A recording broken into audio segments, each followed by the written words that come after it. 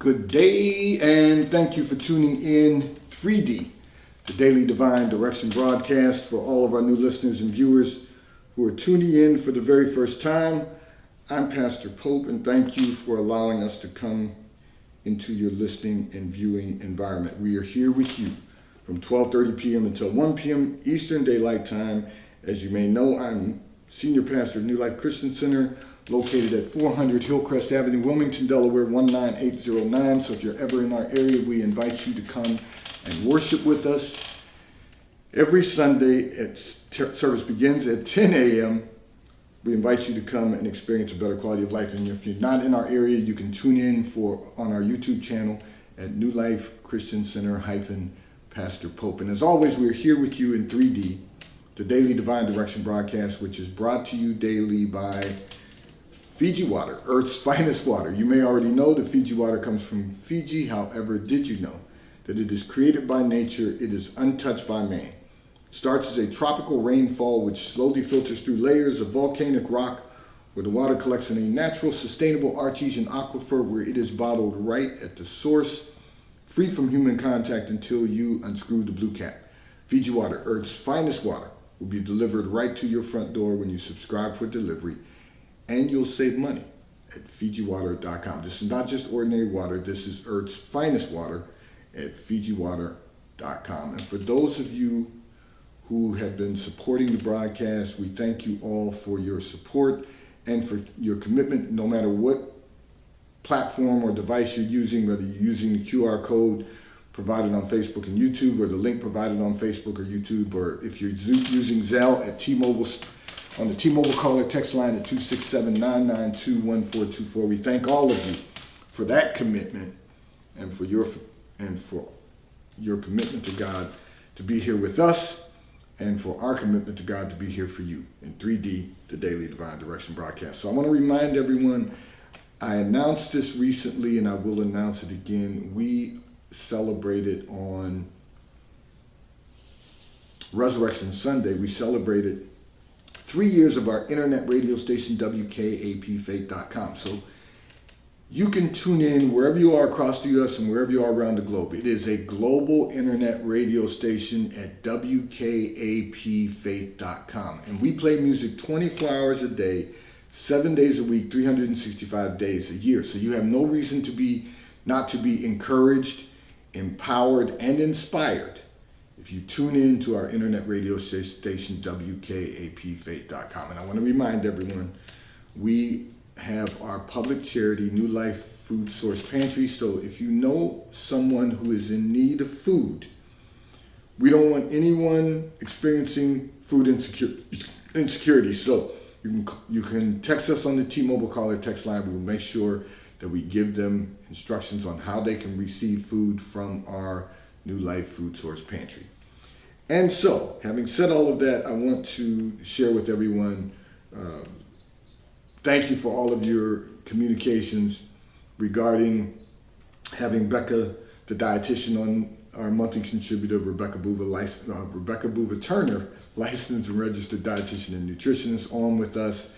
And we're trying to make certain that everyone really explores their health and wellness and experiences good health.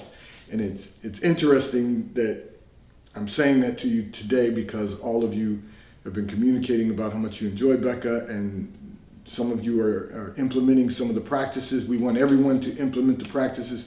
My wife and I were having a conversation about that this morning. We were talking about how every month Becca is with us to discuss health and wellness. She is a licensed and registered dietitian and nutritionist. And in addition to that, at our church, every Sunday in the Sunday bulletin, there is a health and wellness segment. There is a financial segment. We are trying to make certain that everyone is, watch this, whole and complete.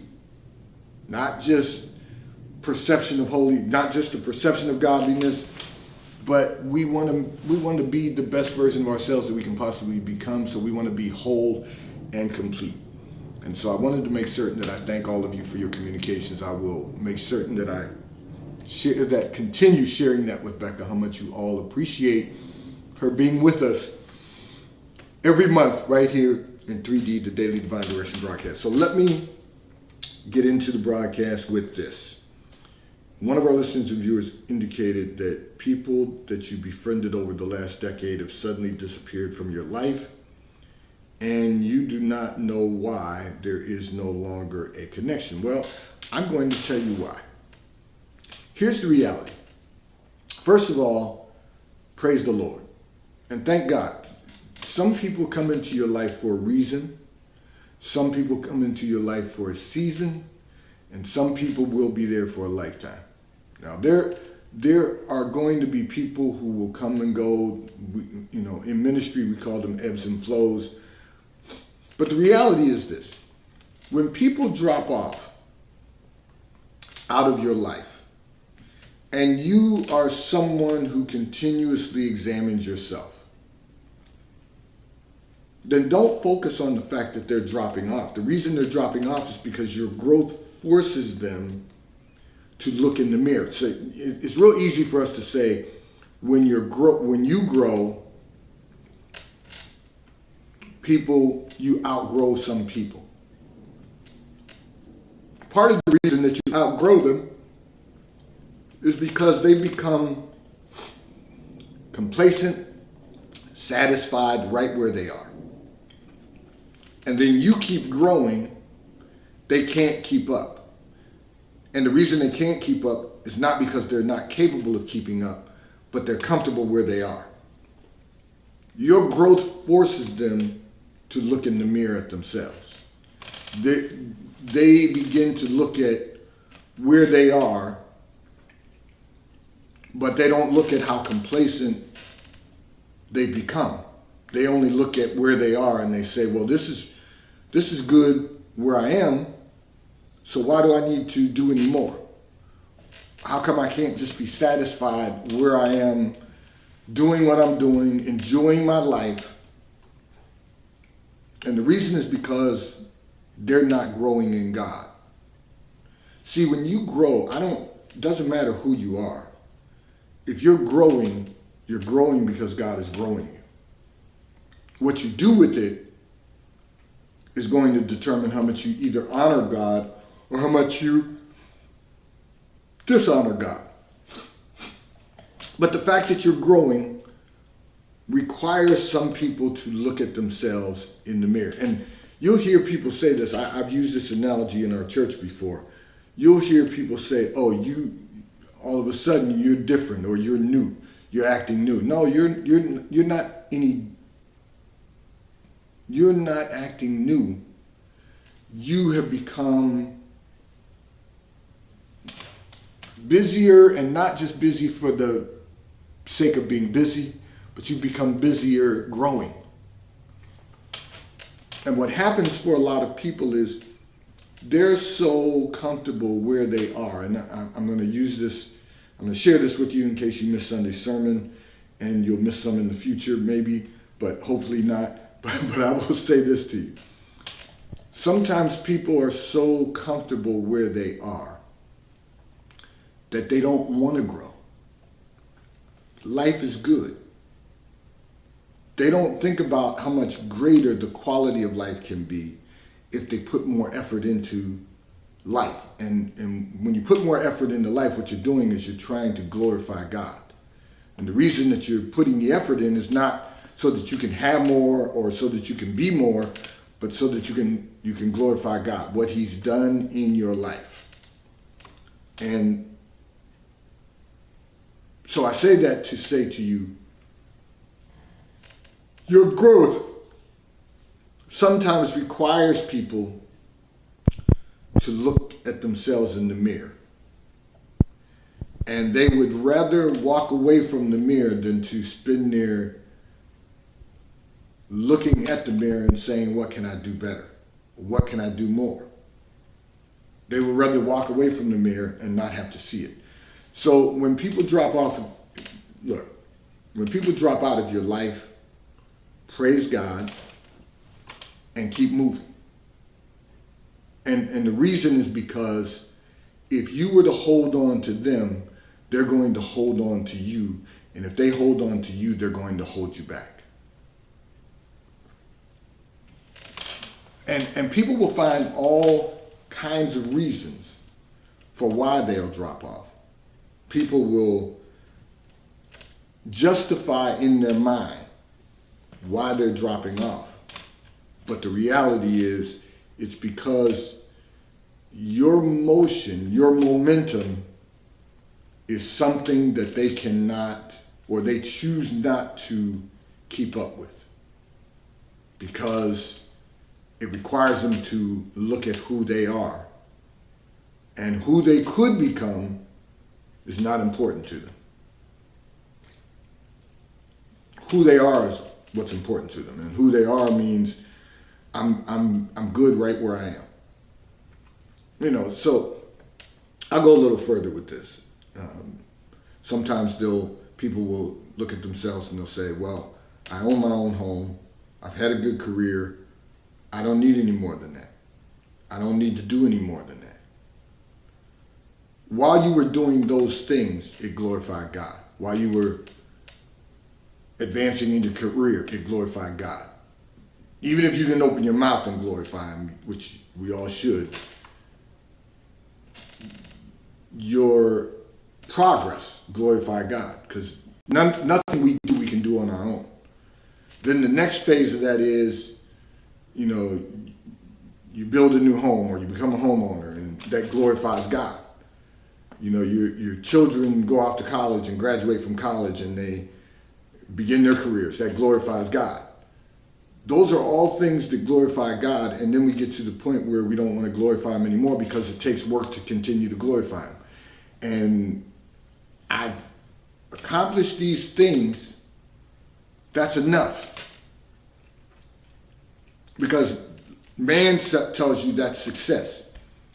But until you glorify God with every breath in your body, until you continue moving forward, and everything you do glorifies God until the day the Lord calls you home, we haven't done enough.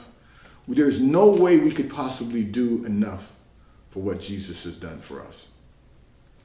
And if we keep that in our mind, we won't worry about people coming or going in our lives. We won't worry about whether or not people like us. We won't worry about whether or not people, think we're doing great things. We won't. None of that will be important. Because in the end, all that really matters is what we do for the Lord, because it's what will last. Jesus said, greater works shall you do. That doesn't mean you're going to do the exact same things that Jesus did. It just meant that we've got more opportunity because we have more resources that God provides. Health, strength, finances, whatever is needed to serve others, God will provide. And we just have to be mindful of that. So I'm just going to encourage you by saying, don't be concerned about what the people that are dropping out of your life that you no longer have a connection with, because at the end of the day, they made that choice. There's nothing you did or said that pushed them away. There's nothing you did or said that caused them to depart. There's nothing you did or said to them that made them believe you wanted them out of your life. They chose to depart because the growth that you've experienced has caused them to look in the mirror, and they don't like what they see. This segment of the broadcast is brought to you by T-Mobile, America's largest and most reliable 5G provider at no extra charge. So if you're not currently a T-Mobile customer, you may call or text on the T-Mobile call or text line at 267-992-1424. We will move you into our queue so that you may have the opportunity to become a T-Mobile customer and experience America's largest and most reliable 5G provider at no extra charge. Taxes and fees are included in your bill, and if you auto pay by attaching a credit card to your account, you will receive a discount on your monthly bill. At T-Mobile, America's largest and most reliable 5G provider at no extra charge. I'm going to address another communication that came in from one of our listeners and viewers who indicated you've been in a relationship for a year and suddenly he is telling you that the relationship is not has come to an end. It's not going to work. And you said you are hurting because the relationship's coming to an end. Let me say this to you. This is what is supposed to be. You know, I don't know this gentleman. You're not in our area. It's no one I know personally, but here's the reality. He's gone through every season with you. You've entered into a relationship that lasted a year. It shouldn't last any longer than that if he knows that the relationship is not going to work. And it's not going to work for numerous reasons. It's not going to work because, first of all, you don't walk together in agreement. Second of all, you have to recognize that there's been enough time for him to determine if you are compatible. Because think about this, and this is what I tell men all the time. When you believe you found someone that you would like to explore a relationship with that should lead to you setting a date for holy matrimony, I tell them all the time, you should only date for 12 months before you will know if this is the person God has chosen for your life. You'll go through every season. In our region, we have 4 seasons, okay? Some of you may be in climates, and I know many of you are in climates that don't have the same 4 seasons that we have, and that's okay. But there are still 4 quarters to the year. And each of those quarters, attitudes may change, behaviors may change, commitment may change, diligence may change. You'll know during those 4 quarters of the year whether or not this is an excellent relationship for you, that this is the relationship that God has appointed for your life. The problem is, for us as human beings, we get in relationships and we will stay in those relationships past a year, past 2 years, trying to make it work.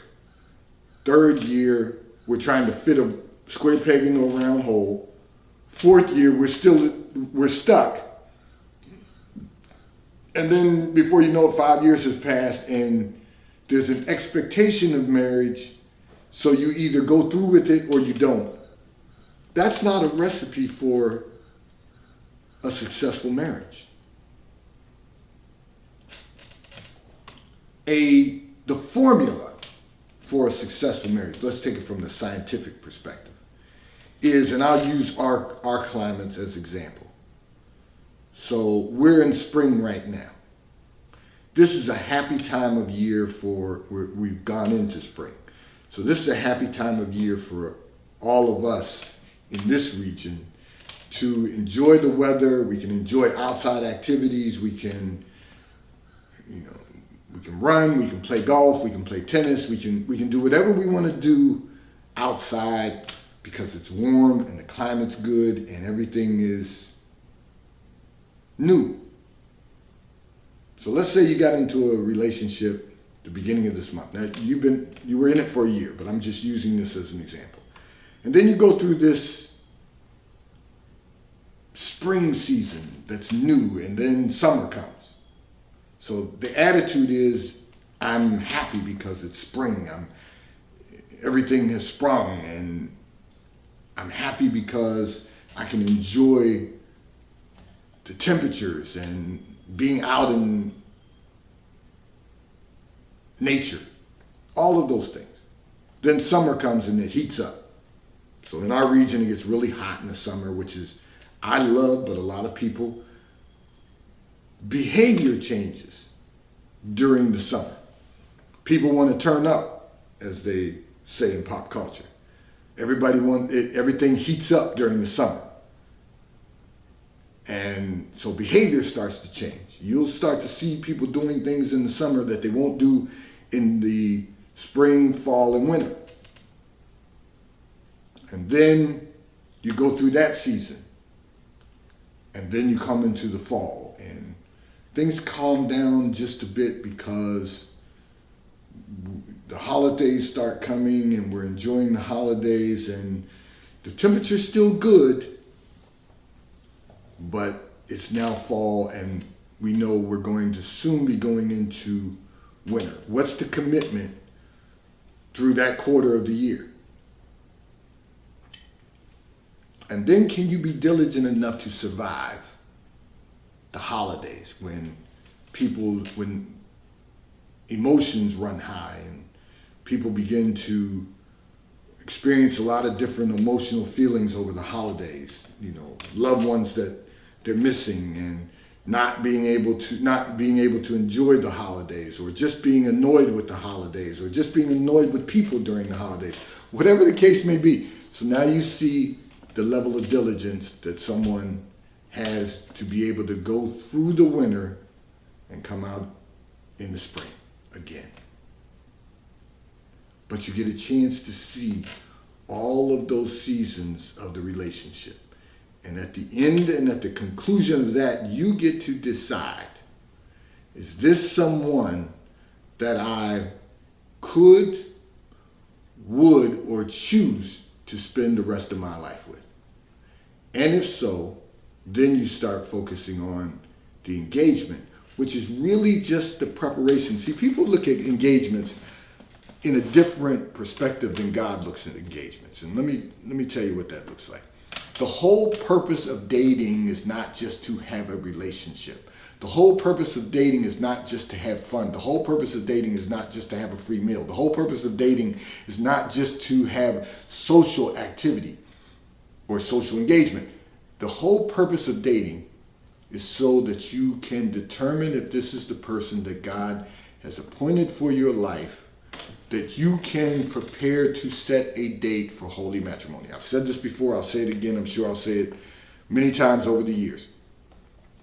The engagement is not for just showing off the ring or telling someone you're getting married or celebrating the fact that you're getting married or having engagement parties and engagement brunches and all kinds of other activities. That's not what the engagement is for. The engagement is for you to prepare for the wedding. It's for you to begin to make preparation to stand before God, to purify yourselves, body, mind, and spirit, to prepare yourself for presenting yourself before the altar to enter into holy matrimony on a date that the two of you have determined. So that's what the engagement is for. You won't get there if you can't survive 4 seasons together, if you can't survive a year together in happiness, joy of the Lord.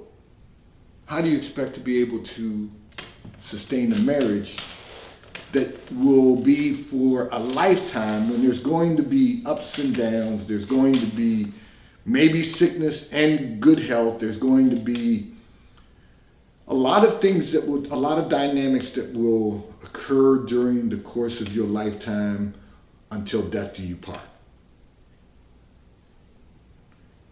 And the reality is that you got to be able to sustain during those years. So he's really doing the right thing, and he's doing you a favor by saying to you, okay, it's been a year. This is not what I signed up for. This is not what I planned for my life, and I'm going to end this relationship, do us both a favor, and end this relationship so that we can both move on with our lives. That's the right thing to do. And then what this allows you both to do is for you to prepare yourself to be someone's wife, and for him to find the woman that God has appointed for his life while you're waiting for the man to find you who God has appointed for your life. See, the problem is in our society, we've gotten so far away from the ways of God that we won't ever find the will of God. We've got to get back to the basics of living our lives the way that God designs our lives to be lived. What does God want for each of our lives? Tap into that. Seek that. And everything that you desire for your life will be added unto you.